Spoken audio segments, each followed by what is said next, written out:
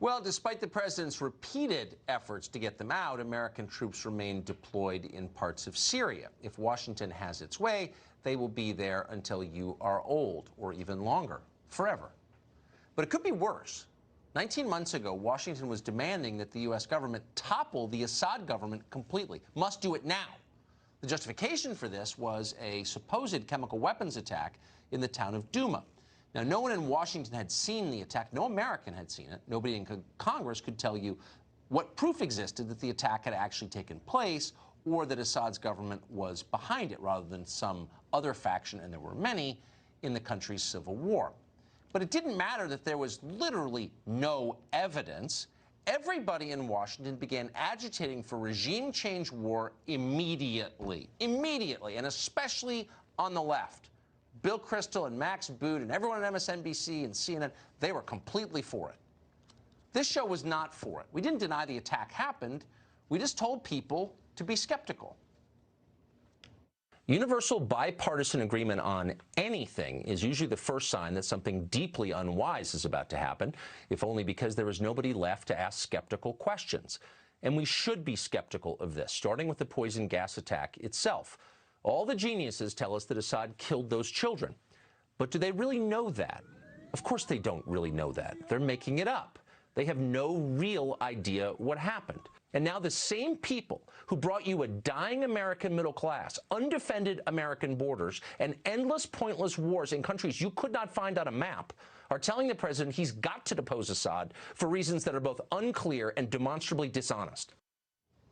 You got to depose Assad immediately. Wait a second.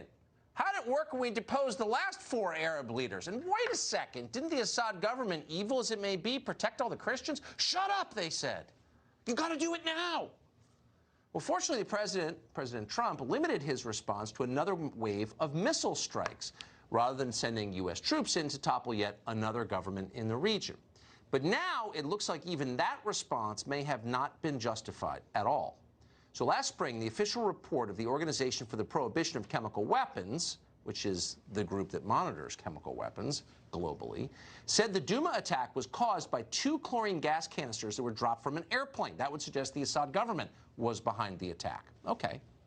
But then last May, a leaked internal document showed that one of the OPCW's top analysts disagreed with that conclusion. He thought the canisters were placed by hand by someone on the ground, which would make it a completely different event. Now, this week, WikiLeaks has published an email from a member of the OPCW's fact-finding team. That email accuses the organization of altering investigators' original findings to make evidence of an attack look more conclusive than it actually was. Sound familiar? Yeah, we've seen this movie before, with tragic consequences. Yet another OPCW whistleblower has argued that on-the-ground evidence points against an attack happening at all. So in other words, America almost attacked a country and killed thousands, untold thousands of people over an attack that may never have happened in the first place, that powerful people may very well be lying about. And by the way, under a different president, and whatever you think of Trump, this is true. Under a different president, say Hillary Clinton, being advised by the Obama foreign policy team, Samantha Power, and a lot of people like Samantha Power with long track records of unwise, indeed stupid decision-making, under that administration, we probably would have invaded. We recently spoke all about this story because we think it's important with Jonathan Steele. He's a former chief foreign correspondent for The Guardian. Here's the conversation. I don't want to overstate this. A lot of us, well, not a lot, some of us, this show, had suspicions from the outset that there wasn't much evidence this had actually happened. What do we now know? Well, we now know from this whistleblower who prefers to call himself Alex, we know his real name, and we've got proof that he did work at the OPCW. He was an inspector, one of the team of about 9 people who went to Damascus and to Douma to pick up samples on the ground and to talk to witnesses and check the whole thing out. Now, he took these samples, but the main point is that chlorine gas degrades rapidly in the air, so that coming in 2 weeks later, you wouldn't find anything. But what you would find is that the gas can contaminate or affect other chemicals in the natural environment, yes, so-called chlorinated organic chemicals.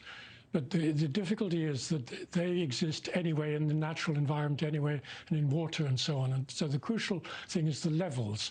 Were there more higher levels of chlorinated organic chemicals found after the alleged gas attack than there would have been in the normal environment? And when they got back to the Netherlands, to The Hague, where the OPCW has its headquarters, the samples were sent off to designated laboratories. Then there was a weird silence developed. Nobody told the inspectors what the results of the analysis was.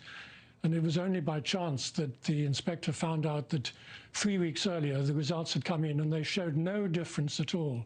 There were no higher levels of chlorinated organic chemicals in the areas where the alleged attack had happened, where there's some suspicious cylinders had been found by opposition activists. And so it didn't seem possible that there could have been a gas attack because the levels were just the same as in the natural environment. Well, I'm confused by 2 points. So first, we were told, and again, sternly lectured, that the U.S. government had absolute evidence that this gas attack took place, A. B, if OPCW knew that there wasn't actually evidence, why did it take a whistleblower to tell the rest of us? Well, on the first point, I mean, they just rushed. It was rushed to judgment. The missile strikes, which included British and French missiles as well as the American ones, happened about 2 or 3 days after the alleged gas attack, when no inspectors had been on the ground. There was no evidence on the ground, so it was just fabricated, as it were. The reason to go in, it was a rush to judgment.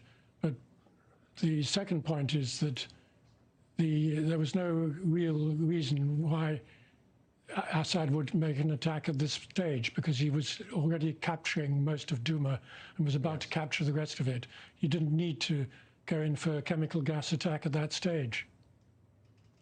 We've been lied to. We've been manipulated. We knew it at the time. Thanks so much for coming on tonight. I appreciate that. It's a fascinating story. It's an important story. I hope it gets picked up by others apart from just this show. Jonathan Steele, thank you.